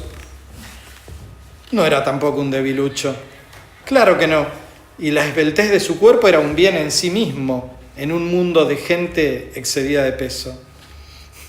He aquí a un hombre maduro y con dinero en los bolsillos, que había aguardado con paciencia infinita el momento en que los dioses se acordaran de él, y lo habían hecho con abrumadora generosidad. Aunque bien pensado, habían esperado bastante para tomarse el trabajo. Ya era un sexagenario. Podría haber muerto antes por un rayo, alguna enfermedad, un accidente, un grano o lo que fuera.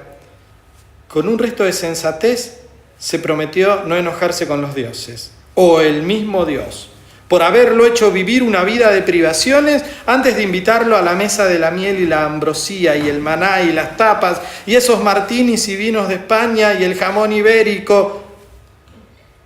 Amor, mejor nos vamos, ¿sí? Isa nos espera. Isabel ya estaba empezando a cansarse de esa chica. Se alejó del espejo con la esperanza de que su belleza no fuera cosa del espejo, sino de sí mismo, que otros espejos reflejarían lo mismo. Seguiría siendo hermoso ahí afuera.